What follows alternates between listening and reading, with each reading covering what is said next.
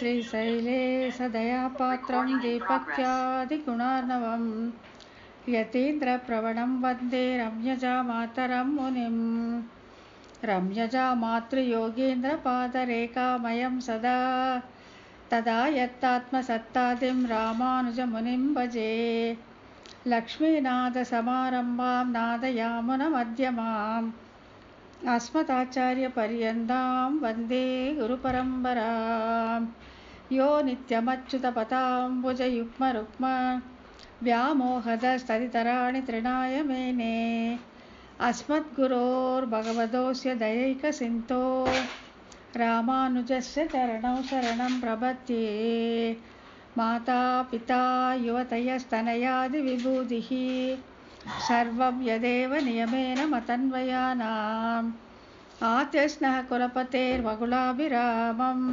श्रीमत्ततङ्घ्रियुगलं प्रणमामि मूर्ध्ना भूतं सहस्य महदाह्वयभट्टनाद श्रीभक्तिसारकुलशेखरयोगिवाहान् भक्ताङ्घ्रिरेणुपरकालयतीन्द्रमिश्रान् श्रीमत्पराङ्कुशमुनिं प्रणतोऽस्मि नित्यम् श्रीमद्यतीन्द्रवरयोगिपदाब्जभृङ्गं श्रीवानशैलमुनिवर्यदयैकपात्रं विख्यातवेदशिखरोभयतत्त्वबोधं रामानुजं कलिजितं मुनिमात्रयामः பணவாள் அரவணை பண்ணி பர்பவருக்கு எவ்வுயிரும் குணகோகம் என்று குறுகை கதிபன் உரைத்ததுய்ய உணர்பாவின் உட்பொருள் ஒன்றும் அறியாத உலகறிய மணவாளன் மாறன் மனமுறைத்தான் வன்முடும்பை வந்தே நாயனார் திருவடிகளே சரணம். அனைவருக்கும் வணக்கம். இன்னைக்கு நம்ம ஆச்சாரிய ஹிருதயம் 2வது பிரகரணத்தில் இறுதியான சூத்திரம் பார்க்க போகிறோம், முடிவான சூத்திரம். இது பார்த்துட்டா நம்ம அடுத்த பிரகரணத்துக்கு போகணும்.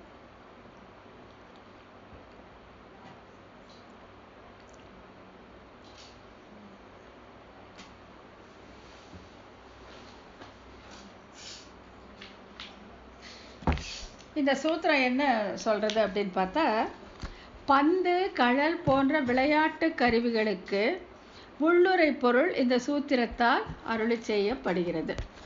இப்போ இந்த இதில் நாயகி பாசுரத்தில் இதில் பார்த்தா கூட பந்தும் கழலும் தந்து போகு நம்பி அப்படின்னு ஒரு வார்த்தை வரும். இந்த பந்துன்னா என்ன, கழல்னா என்ன, குழமன் என்ன, தென்றல் நிலா, இதுக்கெல்லாம் உள்ளுரை பொருள் என்ன அப்படிங்கிறத இந்த சூத்திரத்தில் நம்ம பார்க்க போகிறோம்.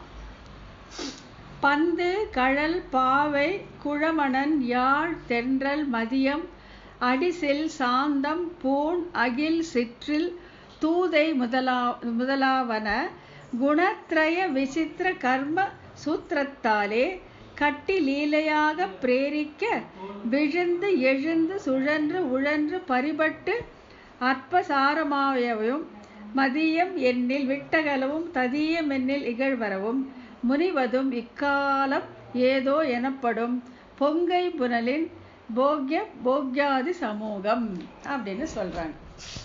இப்போ இது சொல்கிறதுக்கு முன்னால் என்ன அப்படின்னு சொன்னாக்கா, இப்போ நம்ம பலவிதமான அனுபவங்களை நம்ம அனுபவிக்கிறோம் இல்லையா. நல்லதும் இருக்கலாம், தீயதும் இருக்கலாம். நம்ம சூத்திரம் 149 201வது பக்கம் கடைசி சூத்திரம். இந்த 2வது பிரகரணத்தில் இறுதியான சூத்திரம் இதுதான்.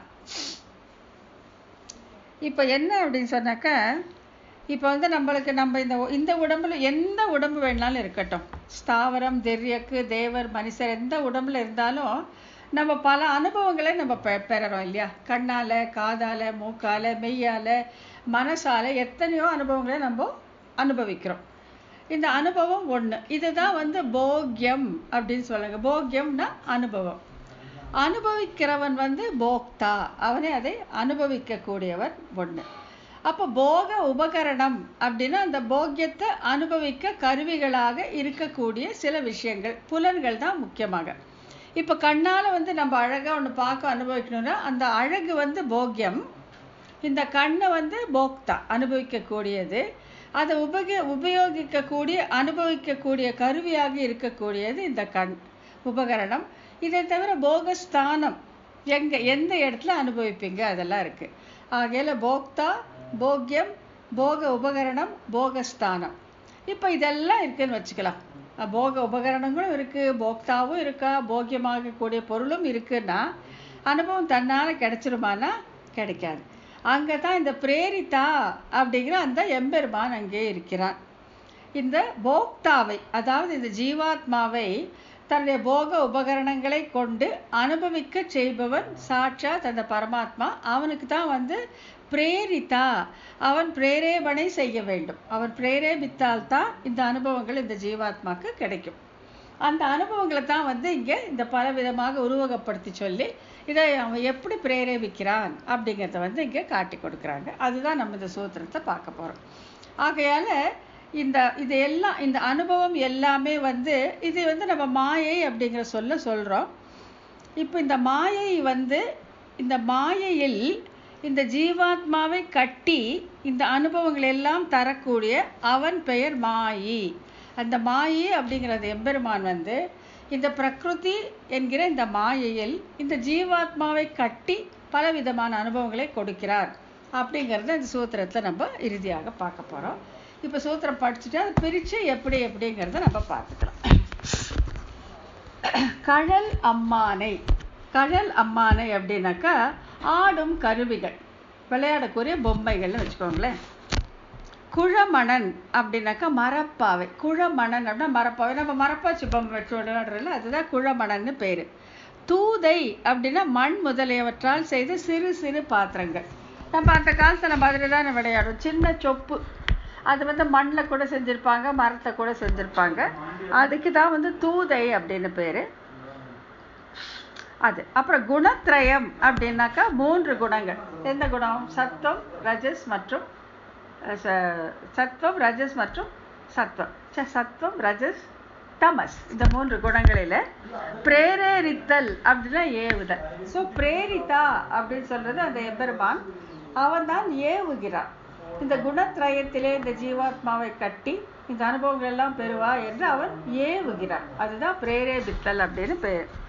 மதியம் அப்படின்னா தன்னுடைய சம்பந்தமுடைய பொருள். எனக்கு எதெல்லாம் சொந்தமோ அதெல்லாம் மதியம், என்னுடையது அப்படின்னு பேர்.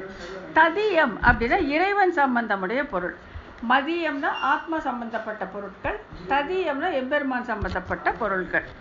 போக்யம் அப்படின்னா இனிய பொருள், சமூகம்னா கூட்டம். போக்யம்னா இனிமையான அந்த அனுபவத்துக்கு பேர் தான் போக்யம் அப்படின்னு சொல்லுவோம்.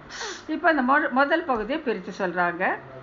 பந்து, கழல், பாவை, குழமணன், யாழ், தென்றல், மதியம், அடிசல், சாந்தம், பூண் ஆகிய சிற்றில், தூதை முதலானவை. இதுக்கெல்லாம் உள்ளுரை பொருள் என்ன அப்படின்ட்டு ஒன்றா சொல்ல போகிறாங்க. முதல்ல பந்து இல்லைன்னா கழல் அப்படின்னா அதுக்கு உதாரணம் என்ன சொல்கிறாங்க? பந்தும் கழலும் தந்து போகு நம்பி அப்படின்னு சொல்லி இது தலைவி பாசுரம். அவன் எம்பெருமான் கிட்ட கோச்சிட்டு என்னுடைய பந்து கழல் கொடுத்துட்டு நீ போயிட்டே எங்ககிட்ட இருக்க வேண்டாம்னு சொல்கிறான். அது திருவாய்மொழி 6:2:1. பாவை அப்படிங்கிறது எங்கே வந்ததுன்னா கண்மமன்று எங்கள் கையில் பாவை பறிப்பது அப்படிங்கிறது திருவாய்மொழி. நீ செய்கிறது நல்ல வேலையே இல்லை, எங்கள் கையில் இருக்க பொம்மையை நீ பிடுங்கிறியா அப்படின்னு சொல்லி தலைவி சொல்றதாக கண்மமன்று எங்கள் கையில் பாவை பறிப்பது அப்படின்னு சொல்கிறாங்க. குழமணன்னா குழகி எங்கள் குழமணன் கொண்டு, எங்கள் குழமணன் கொண்டு நீ போகாதே அப்படின்ட்டு. யாழ் அப்படின்னா யாழ் நரம்பு. தென்றல் தை வந்த தன் தென்றல். மதியம் மேவு தன்மதியம். அடிசில் இன்னடிசலோடு பாலமுதூட்டி. சாந்தம் பூண் சாந்தமும் பூணும். அகில் சீருற்ற அகில் புகை. சிற்றில் எங்கள் சிற்றிலும். தூதை வட்டவாய் சிறு தூதை என்றெல்லாம் அருளி செய்யும் விளையாட்டு கருவிகளும் இனிய பொருள்களும் இன்ப நுகர்ச்சிக்கு கருவிகளாக உள்ள பொருள்கள் யாவை எனில். இப்போ இதெல்லாம் இப்போ பார்த்து இத்தனையுமே அந்தந்த பாசுர வரிகளை எடுத்திருக்காங்க. அந்த பாசுர வரிகளில் இப்போ சூத்திரத்தில் சொல்லப்பட்ட அந்த தூதை, பந்து, கடல் எல்லாம் எங்கெங்கே வருது அப்படிங்கிறத அந்த பாசுர வரியில் எடுத்து காமிச்சிருக்காங்க. இப்போ இதுக்கெல்லாம் பொருள் என்ன அப்படிங்கிறத சொல்ல போகிறாங்க. அதாவது இதெல்லாமே என்றெல்லாம் அருளி செய்யப்படும் விளையாட்டு கருவிகள், இது எல்லாமே பந்து, கடல், பாவை, குழமணன், யாழ், தென்றல், மதியம், அடிசல், சாந்தம், பூண், அகில், சிற்றில், தூதை, இது எல்லாமே எதை குறிக்கும்னா அருளி செய்யப்பட்ட விளையாட்டு கருவிகள், இனிய பொருள்களும் இன்ப நுகர்ச்சிக்கு கருவிகளாக உள்ள பொருள்களும் யாவை எனில். இந்த பாசுரத்தில் நீங்கள் படிக்கும்போது இதுக்கெல்லாம் உள்ளுரை பொருளாக இருக்கக்கூடியது என்ன அப்படின்னு சொன்னாங்கன்னா, குணத்ரய விசித்திர கர்ம சூத்திரத்தாலே கட்டி சிவந்தும் வெளுத்தும் கருத்தும் இருப்பதால் ஒன்றான பிரகிருதியை. இந்த சிவப்பு வெளுப்பு கருப்புன்னு என்னன்னா, சிவப்பு வந்து ரஜஸை குறிக்கும், ரஜோகுணத்தை சிவப்புங்கிற வார்த்தையால் குறிப்பாங்க. வெளுத்துங்கிறது சத்வகுணம், எந்த விதையான கரை இல்லது. கருத்துங்கிறது தமஸ். இந்த 3 குணங்கள் இருப்பதால் ஒன்றான பிரகிருதியை. இதெல்லாமே பிரகிருதியில் இருக்கக்கூடிய குணங்கள். பிரகிருதி தான் இந்த 3 குணங்களையும் தன்னிடத்திலே வைத்திருக்கும். பிரகிருதி தான் ரஜஸ் இருக்கும், தமஸ் இருக்கும், சத்துவகுணம் 3மே இருக்கும். இந்த 3 தான் வந்து சிவந்து வெளுத்து கருத்துன்னு சொல்றாங்க. இருப்பதாய் ஒன்றான பிரகிருதியை தைத்தரிய உபனிஷத்தில் சொல்லப்பட்டது என்கிறபடி செந்நூல் வெண்ணூல் கருநூலினுடைய இடத்திலேயான 3 குணங்களோடு. செந்நூல்னா ரஜஸ், வெள்ளை நூல்னாக்கா சத்வம், கருப்பு நூல்னா தமஸ். இது என்னன்னா ஒரு உருவகப்படுத்தி சொல்றாங்க. இப்போ எம்பெருமான் வந்து ஒரு ஜீவாத்மாக்கு ஒரு உடம்பை கொடுக்கும் பொழுது அந்த உடலாகப்பட்டது இந்த மூல பிரகிருத்தியால செய்யப்பட்டது. இந்த மூல பிரகிருத்திலே தான் இந்த குணங்கள் இருக்கு. ஆக நீங்க என்ன சொல்றாங்க, இந்த 3 கலரான நூல் அதுல வந்து இருக்கிற கூடிய இந்த பிரகிருத்தியால இவன் வந்து கட்டி விளையாடுகிறான் அப்படின்னு சொல்றாங்க. கர்மமாகிய கயிற்றாலே கட்டப்பட்டு என்கிறபடி விசித்திரமான கர்மசூத்திரத்தாலே. கர்மசூத்திரம்னா கயிறு. எம்பெருமான் என்ன பண்றான், தன்னுடைய லீலைக்கு உறுப்பாக இந்த ஜீவர்களை வைத்துக் கொள்கிறார். கர்மவசப்பட்ட ஜீவர்களை தன் லீலைக்கு உறுப்பாக வைத்துக் கொள்கிறார். அப்படி விளையாடும் போது கட்டி விளையாடுவதற்கேற்ற கருவிகளாக இருக்கக்கூடிய இறுதி என்னன்னாக்கா கருப்பு நூல், வெள்ளை நூல், சகப்பு நூல். இது என்னத்தை குறிக்கும்னா, கருப்பு வந்து தமோ குணத்தையும், வெள்ளை வந்து சத்துவ குணத்தையும், சிகப்பு வந்து ரஜோகுணத்தையும் குறிக்கும். இந்த 3 குணங்கள் பிரகிருத்திலே அப்படியே கலந்து இருக்கு. தனித்தனியா நீங்க எடுத்து காட்டவே முடியாது. அப்படிப்பட்ட பிரகிருதியால பலவிதமான உடல்களை கொடுத்து அவரவர் கர்மத்திற்கு ஏற்ப ஆட்டி விளையாடுகிறார். அதுதான் பிரேரேபிப்பது, பிரேரிதா அப்படின்னு சொல்லி எம்பெருமானுக்கு பெயர். அதுதான் இங்க இருந்து சொல்ல வராங்க. அது ஒண்ணு. ஸோ அதுக்கு அந்த படம் இருக்கு பின்னாலே. அந்த கண்ணன் வந்து அந்த 3லையும் கட்டி அப்படி அந்த கையில் இருக்க கோலால அதை கட்டி விளையாடுவதாக அங்கே ஒரு படம் இருக்கு. லீலையாக பிரேரிக்க, இது வந்து அவருக்கு ஒரு விளையாட்டு. இன்புறும் இவ்விளையாட்டுடையான் அப்படின்னு சொல்றோம் இல்லையா, இது ஒரு விளையாட்டு. இது எப்படி விளையாட்டு, இவன் இப்படி விளையாடுறது ஏன் ஆகாதுங்கிறத பின்னால பார்க்கலாம். இவன் விளையாடுறான். எம்பெருமான் வந்து இந்த 3 கலர் நூலை வச்சு கட்டி இந்த ஜீவாத்மாவை விளையாடுகிறான். விளையாட்டுக்குரிய பந்து போல இருக்கிற அந்த உயிர்களை கொண்டு இறைவனாகிய நீர் விளையாடுகிறீர். விஷ்ணு தர்மம் என்றபடி சர்வேஸ்வரன் தன் விளையாட்டிற்கு உறுப்பாக பயன்படுத்துகிறான். இந்த லீலா விபூதி வந்து எம்பெருமானுக்கு விளையாட்டு நிலம், அவன் விளையாடக்கூடிய இடம். நித்திய விபூதி வந்து அவனுக்கு கைங்கரியத்துக்கு உரிய இடம். மற்றவர்கள் ஜீவர்கள் அவருக்கு கைங்கரியம் செய்யும் இடம், அனுபவத்திற்கு உரிய இடம். அது வந்து நித்திய விபூதியாக அது ஸ்ரீவைகுண்டம். இந்த உலகங்கள் எல்லாமே, எல்லா உலகமும் அந்த விஷ்ணு லோகத்தை தவிர மற்ற எல்லா உலகங்களுமே அவனுக்கு லீலைக்கு உறுப்பாக இருக்கக்கூடிய இடம். அங்கே அவன் எப்படி விளையாடுறான்னா, இந்த குணத்திரயம், இந்த குணங்களை வச்சு அவன் பிரேரேபிக்கிறான். அதை வந்து அவர்களை மூட்டி, அந்த ஜீவர்களை அதில் மூட்டி அவன் விளையாடுகிறான் அப்படின்னு சொல்றாங்க. இந்த ஆத்மா அறிவில்லாதவனாயும் தன் இன்பத் துன்ப விஷயங்களில் ஆற்றல் இல்லாதவனாயும் இருக்கிறான்.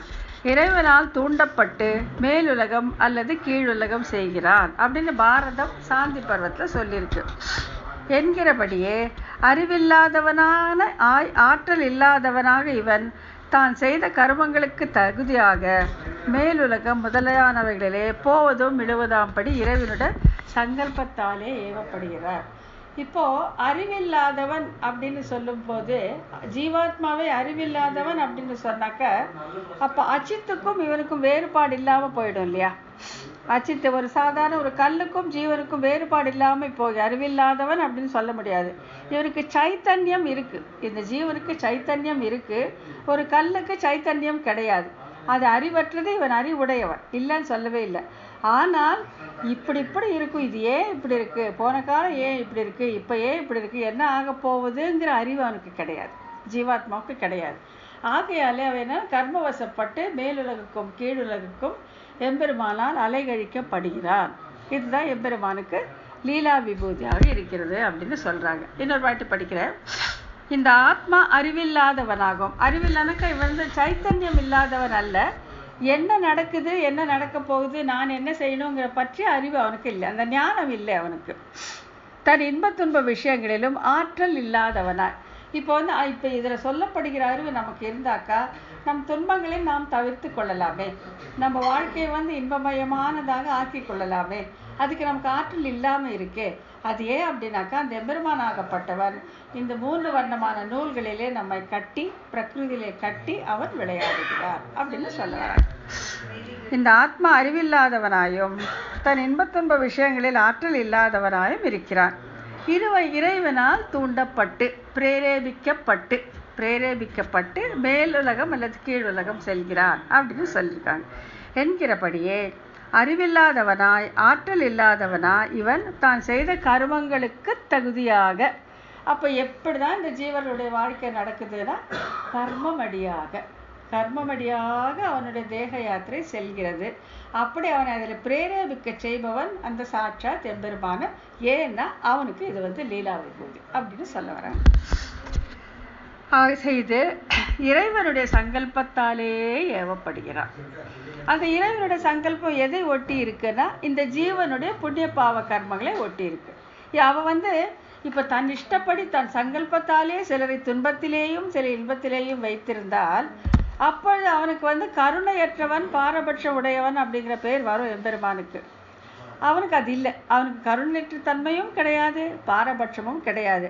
அப்போ எப்படி ஏவுகிறான், எதை அடிப்படையாக கொண்டு இவன் ஏவுகிறான்னா இந்த ஜீவன் சேர்த்து வைத்திருக்கும் கர்மமடியாக அவன் ஏவுகிறான்.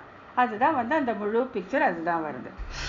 விழுந்தும் எழுந்தும் நீ விழுகின்றவனற்றாலும் எழுகின்றவற்றாலும் என்கிறபடியே தாழ விழுந்தும் உயர எழுந்தும்.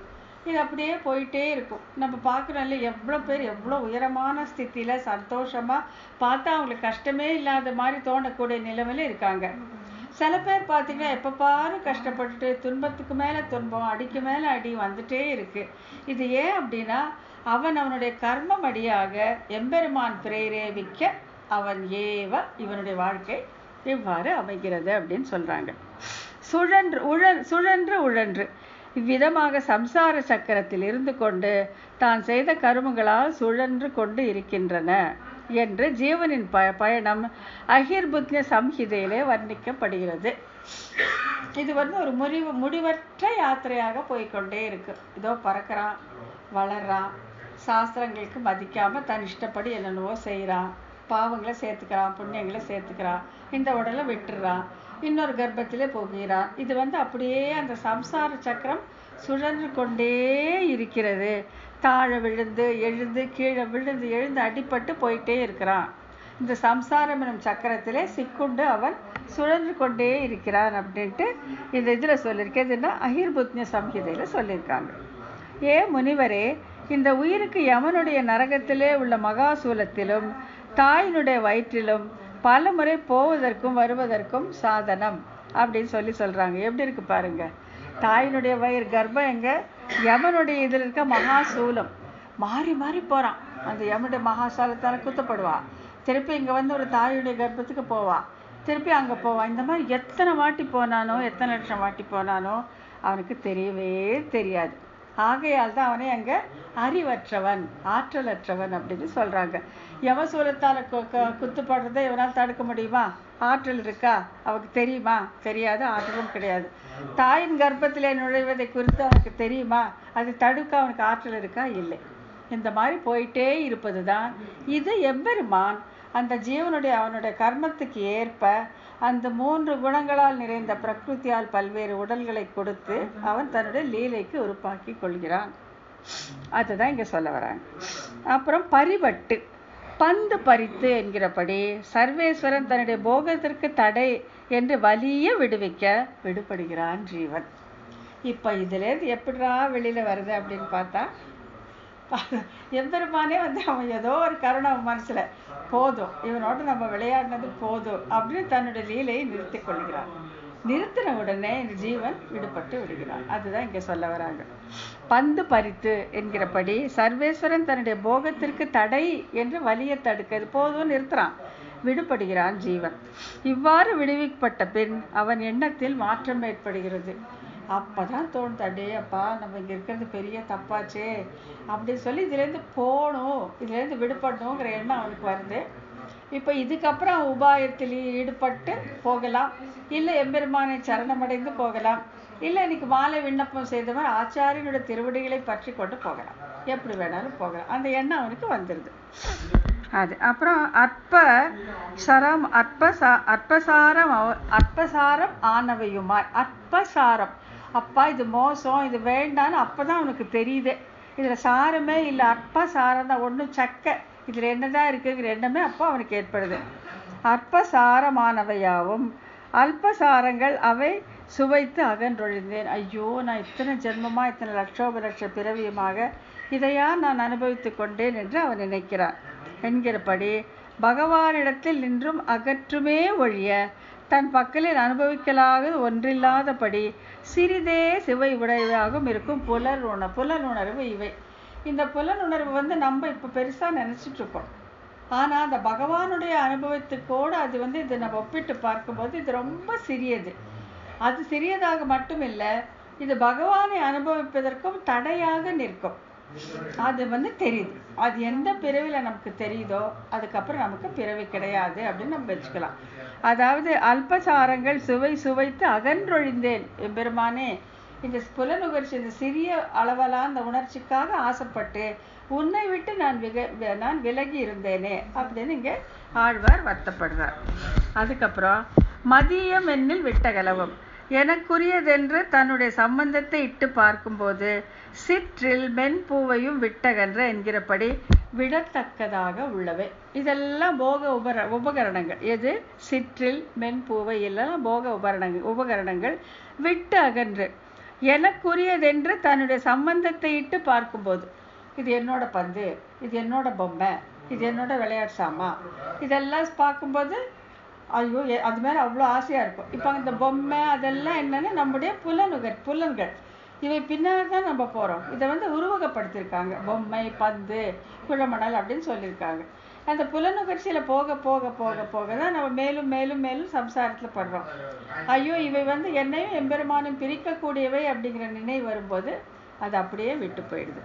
அதுதான் எனக்குரியதென்று தன்னுடைய சம்பந்தத்தை இட்டு பார்க்கும் பொழுது சிற்றில் மென்பூவையும் விட்டகன்ற என்கிறபடி இது விடத்தக்கவையாக உள்ளது. இதெல்லாம் என்னது நான் நினைச்சிட்டு இருந்தேன், இது என்னுடையதே இல்லையே, இது என்னமே எம்பெருமானும் பிரிக்குமே அப்படின்னு எண்ணம் வரும்போது அதை விட்டு அகன்று ததியம் என்னில் இகழ்வு அகரவும். ததியம்னா என்ன பார்த்தோம்? எம்பெருமானுக்கு உரியவைன்னு பார்த்தோம். அவனுடைய உடைமை பொருள் என்று அவனுடைய சம்பந்தத்தை இட்டு காணும் போது இகழ்வில் இவ்வனைத்தும் என்கிறபடி கட்டடங்க கொள்ளத்தக்க சுவையாக இருக்கும். அதாவது இதெல்லாம் என்னோடதுன்னு நினைக்கும் போது அது சிறிய இன்பத்தை தான் தடுக்கும். அப்பா இது எல்லாமே எம்பெருமானுடையது, இதில் என்னுடையது எதுவுமே இல்லை, ததியம் அவனுக்கு உரியது, இதெல்லாமே அவனுக்குரியது என்ற எண்ணம் வரும்போது கட்டில் அடங்கா இன்பத்தை தருவதாக இருக்கும். அதுதான் என்னுடையதுங்க போது அது தரு இன்பம் கொஞ்சம் குறைச்சலாக இருக்கும், எம்பெருமானையும் நம்மையும் பிரிக்கும். ஆனால் ததியம் அவனுடையது அப்படின்னு நினைக்கும் போது அது மற்றற்ற இன்பத்தை நமக்கு கொடுக்கும் அப்படின்னு சொல்றாங்க. முனிவது இக்காலம் அன்னை முனிவதும் அன்றிலின் குரல் ஈர்வதும் பனிப்பியல்பாகவும் தன்வாடை இக்காலம் இவ்வூர் பனிப்பியல் வெல்லலாம் தவிர்ந்து எரி வீசும் திருவிருத்தம் இது என்பது போன்ற பாசுரங்களில் காணப்படி அவனை ஒழிய கண்ட போது, அதாவது அவன் இல்லாத போது பகை உள்ளவனாக தோன்றும். இப்போ என்ன ஆகுதுன்னா இந்த இப்படி மாறுபட்ட கருத்துக்கு வந்துட்டு ஜீவன், அதாவது இந்த சம்சாரம் மோசமானது, இங்கே நம்ம யமனுடைய சூலத்துக்கும் தாயினுடைய கர்ப்பத்துக்கும் வித்தியாசம் தெரியாமல் இருக்கோம், இப்படி இருக்கக்கூடாது, இந்த சிற்றின்பங்கள் எல்லாம் இந்த புலன் உணர்வுகள் எல்லாம் அவனை விட்டு நமக்கு பிரிக்குமே தவிர பேரின்பத்தை தராது அப்படின்னு எண்ணம் வர வர வர வர வர அவன் சம்பந்தம் இல்லாத போது எல்லாமே பனி கூட நெருப்பாக தெரியுமா. ஏன்னா இது எல்லாமே அவனுடையதுங்கிற எண்ணம் வரும். ததியம்னு சொல்ற போது பேரின்பம் கட்டுக்கடங்காத மகிழ்ச்சி ஏற்படுகிறது. ஸோ அவனுடைய சம்பந்தம் இல்லை அப்படின்னு ஆக போது எல்லாமே மாறுபட்டு பனிப்பியல்வாக பனி போல குளிர்ச்சியாக இருப்பது கூட நெருப்பை போல தோன்றக்கூடும். ஏன்னா நம்ம கருத்தே மாறுபடுது, நம்ம கண்ணோட்டமே மாறுபடுது. எல்லாமே எம்பெருமானுடையது அப்படின்னு சொல்லி அடங்கெழில் சம்பத்து அடங்க கண்டு ஈசன் அடங்கெழில் அத்தென்று அடங்குக உள்ளே. எல்லாம் அவனோடதுன்னு நினைக்கும் பார்க்கும்போது சந்தோஷமா இருக்கும். என்னுடையது என்னுடையது என்னுடையதுன்னு வைக்கும்போது அந்த சந்தோஷம் குறைவாக இருக்கும். நம்ம விட்டு அவன் நீங்கும் போது வருத்தமாகவும் இருக்கும். ஆகையாலே அன்னை முனிவது அன்றில் குரல் ஈர்வது பனிப்பியல்வாக உடைய தன்வாடை இக்காலத்து இவ்வூரில் பனிப்பியல் எல்லாம் தவிர்த்து எரி வீசும். அப்படி அந்த ஐஸ் கட்டி கூட நெருப்பு மாதிரி சுடுற மாதிரி மாறும். எப்பொழுது என்றால் என்ற போன்ற பாசுரங்களில் காணப்பட்டபடி அவனை ஒழிய கண்ட போது, அவனுடைய சம்பந்தம் இல்லாமல், அவனுடைய நினைப்பு இல்லாமல், அவனுடைய மானச சாட்சா்காரம் இல்லாமல் பார்க்கும் பொழுது பனி கூட நெருப்பு போல தோன்றும் அப்படின்னு சொல்றாங்க. ஈதோ அவ்வாடை ஈதோ வந்து தன்னென்றதே என்கிறபடி அவனோடு சேர்ந்து கண்ட போது இனிய பொருளாக இருக்கும். பொருள் என்னவே பொருள் அதே தான், பொருள் வந்து அதே தான். ஆனா அவனோடது என்கிற நினைப்போடு அவனை சேர்ந்து இருக்கும் பொழுது மிக்க மகிழ்ச்சியை தரும். அவனோட சேராத போது, அவனோட நினைப்பு இல்லாத போது அதுவே மிகவும் துன்புறுத்தக்கூடிய ஒரு விஷயமாக நமக்கு தோன்றும் எனப்படும் சொல்லப்படுபவையாக இருக்கும். இது பொங்கை புனலில் போக்கிய ஆதி சமூகம் அப்படின்னு சொல்றாங்க. இந்த பாத்திரம் இந்த பொங்கையும் புனலும் ஒரே நிமிஷம் திருவாய்மொழி புக்கு ஒரே செகண்ட்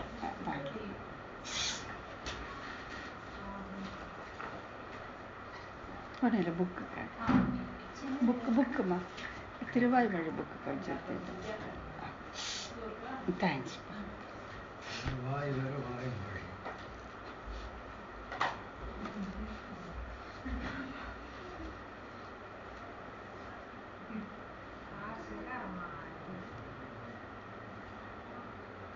பொங்கையும்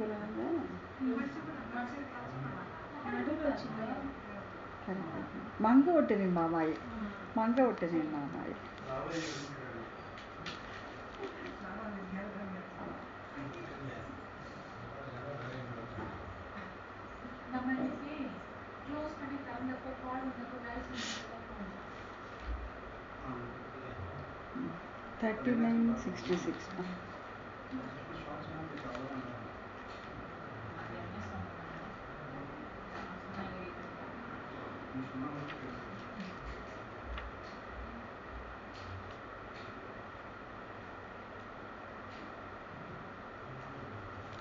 இது ஒரு ரொம்ப அருமையான திருவாய்மொழி பாசுரம். இதை விட்டுட்டு போக மனசு வரல, அதனால சொல்றேன்.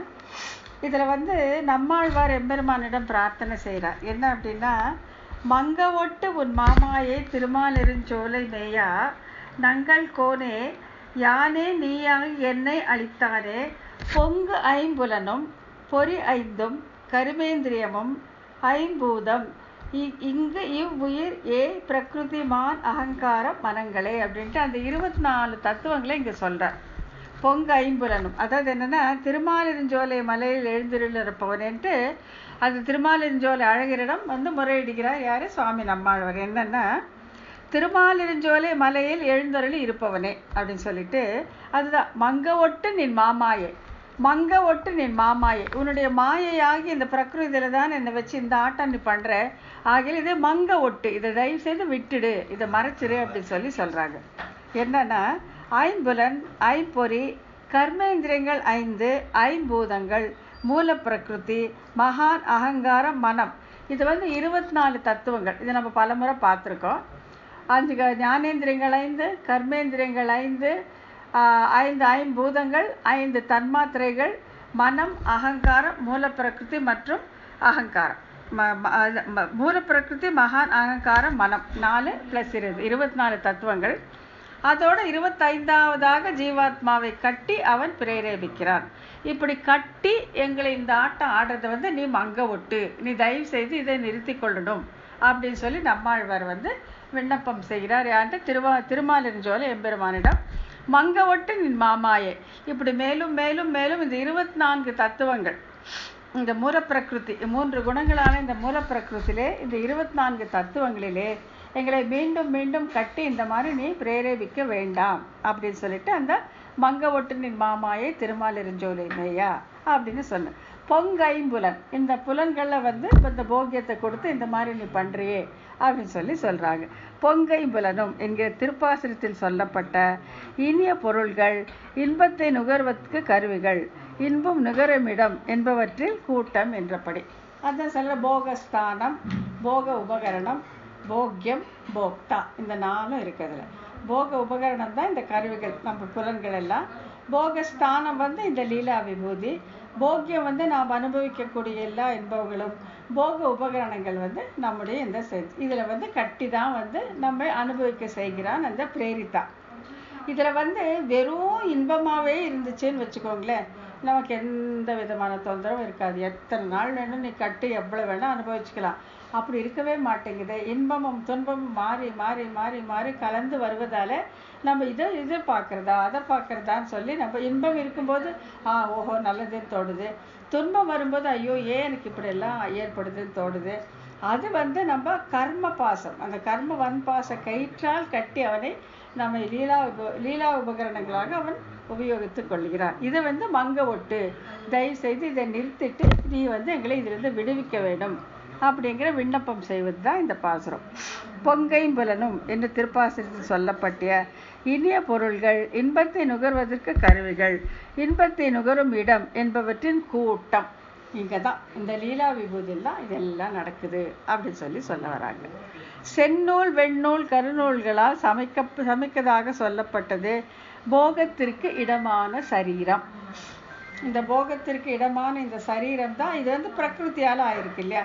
இதில் தான் இந்த பஞ்சபூதங்கள் இருக்குது, ஞானேந்திரங்கள் இருக்குது, கர்மேந்திரங்கள் இருக்குது, மகான், அகங்காரம், மனம், மூல பிரகிருதி எல்லாம் இந்த உடம்புல தான் இருக்குது. இதுதான் வந்து இந்த 3 குணங்கள் ரஜஸ் தமஸ் சத்வத்தால் கட்டப்பட்டிருக்கு. இதில் இருந்துட்டு தான் இதுதான் இந்த போகஸ்தானம். இங்கே இருந்துட்டு தான் இந்த ஜீவன் வந்து இதெல்லாம் அனுபவிக்கிறார். போகத்திற்கு இடமான இந்த சரீரம் குழல் சிறியதாய் 5 இருக்கும். போகத்திற்கு கருவியான இந்திரியங்கள் குழல் சின்ன சின்ன கருவினா இந்த நம்ம இது வந்து இந்த சக்ஷுஸு, ஸ்ரோத்ரம், கிராணம், ஜிஹ்வா, துவக் அப்படின்னு சொல்கிற சின்ன ரொம்ப நுண்ணியதான அந்த அனுபவத்திற்கு இடமான அந்த கருவிகள். அதுதான் வந்து குழல்லாம் சிறியதான பொம்மை மாதிரி சிறியதாய் 5 இருக்கும். என்னன்னா போகத்திற்கு கருவியான இந்திரியங்கள் நம்மளுடைய ஞானேந்திரியங்கள் 5.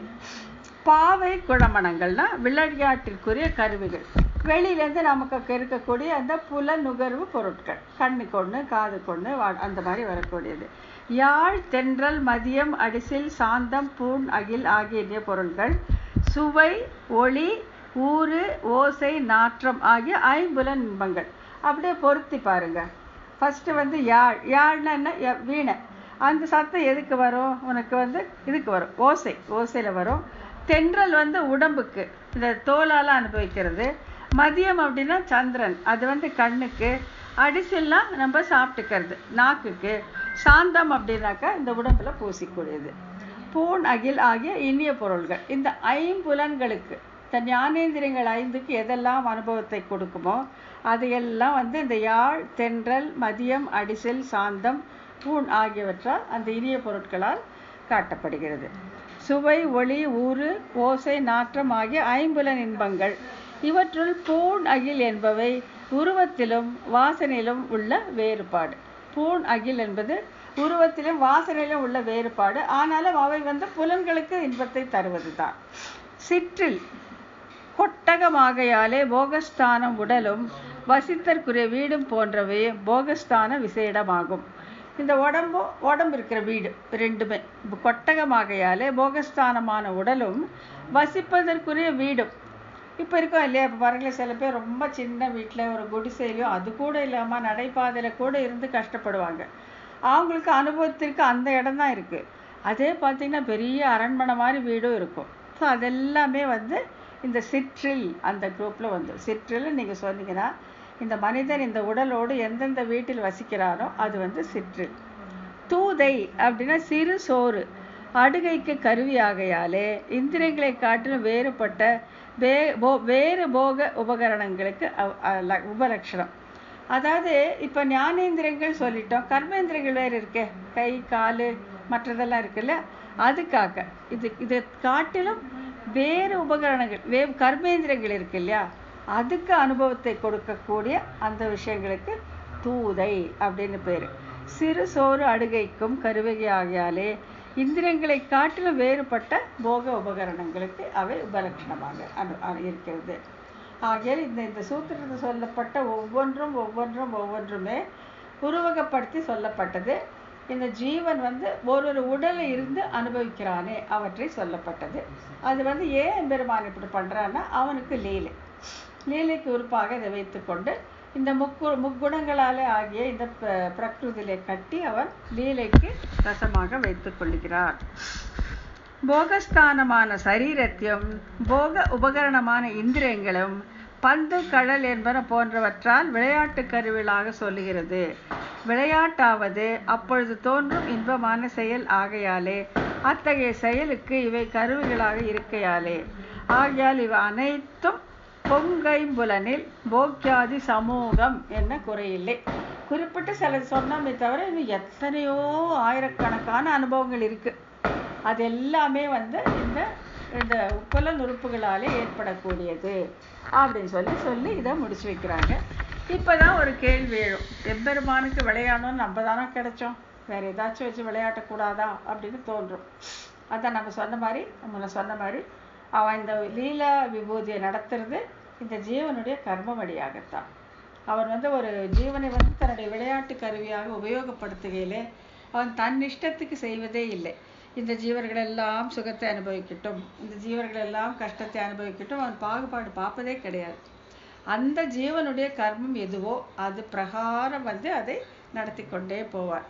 அப்போ இந்த மங்க ஒட்டு நின் மாமாயேங்கிறது எப்போதான் நடக்கும், அதுக்கப்புறம் என்ன நடக்கும் அப்படின்னு பார்த்தாக்கா, இது மாயைன்னு தெரிஞ்சு எப்போ நம்ம எம்பெருமானுடைய திருவடியில் சரணம் அடைங்கிறோமோ அப்போ என்ன பண்ணுறான்னு சொன்னாக்கா, அந்த ஜீவனை எந்த ஜீவன் தன்னை சரணடைந்து ஐயா நீயே எனக்கு கருதி, நீயே எனக்கு உபாயமாக வேண்டும், நீயே என்னை இந்த சம்சார சூழலிருந்து ரட்சிக்க வேண்டும் என்று அந்த ரெண்டு கையும் விட்டுட்டு ஆக்கிஞ்சன்யம் அனன்யகதித்துவம் வந்துருச்சுன்னாக்கா அப்பொழுதும் அப்படி நீங்கள் பார்க்க போனால் சரணாகதி பண்ணவங்க எல்லாம் அதுக்கப்புறம் சந்தோஷமாகவே இருக்கணும்.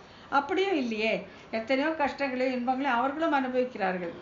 அப்போ என்னன்னா அப்பொழுது எம்பெருமான் அந்த சரணடைந்த ஜீவனை தன் கருணைக்கு உறுப்பாகுகிறான். இதை ரொம்ப கிளியராக புரிஞ்சுக்கணும். சாதாரணமாக இருக்க சம்சாரியே எவன் ஒருவன் சரணாகதி செய்ய வேண்டும் என்ற எண்ணம் இல்லையோ, எவனுக்கு இது ஒரு அப்பா இது ஒன்று இதுக்கு மேலே ஒன்று இருக்குன்னே தெரியலையோ, இதுதான் இயற்கைன்னு நம்பிட்டு இருக்கானோ அவனுக்கு லீலை இல்லை, அவனை லீலைக்கு உறுப்பாக கொண்டு விடுவான் எம்பெருமான். எப்போ ஒருத்தன் நான் இந்த சம்சாரத்திலிருந்து தப்ப வேண்டும், நான் உன்னை அடைய வேண்டும் அப்படின்னு சொல்லி சரணாகதி பண்ணுகிறானோ அப்படி நான் கருணைக்கு உறுப்பாக்கி கொண்டு அவனுடைய கர்மங்களை எல்லாம் தீர்த்து விடுகிறான். இன்பத்தை கொடுக்கிறான், துன்பத்தை கொடுக்கிறான். ஆனால் அங்கே அவனுக்கு லீலை கிடையாது, கருணைக்கு உறுப்பாக அதை செய்கிறான், லீலைக்கு உறுப்பாக செய்வதில்லை. சரணடைந்த ஜீவனுக்கும் கஷ்டங்களை கொடுக்கிறான், இன்பங்களை கொடுக்கிறான் அவனுடைய கர்ம வழியாக. ஆனால் இங்கே லீலை கிடையாது, இது கருணைக்கு உறுப்பாக. ஆகிய சரணாகதிக்கு முன் ஒரு ஜீவன் அனுபவதெல்லாம் கர்ம வழியாக வருவது எம்பெருமானுடைய லீலைக்கு உறுப்பாக இருக்குது. சரணாகதி பண்ணி எப்போ அவன் முமுட்சு ஆகிறானோ, நான் இந்த உடல் முடிவிலேயே நான் உன்னை அடைய வேண்டும் என்று எவன் ஒருவன் தீர்மானம் செய்திருக்கிறானோ அவனுக்கு வரக்கூடிய அந்த கஷ்ட நஷ்டங்கள் இன்ப துன்பங்கள் எல்லாமே எம்பெருமானுடைய கருணை அடியாக வருவது. நீ முடிச்சிருடா, இந்த உடம்பை முடிக்கிறதுக்குள்ள எல்லாத்தையும் விட்டுட்டு கிளீனாக கழுவி எடுத்து துடைக்கிற மாதிரி எல்லாவற்றையும் கழித்து விடுகிறான். ஸோ ஆகையால் அங்கே அது அதை அனுபவிக்கிறது எம்பெருமானுடைய கருணைக்கு இலக்காவதாலே.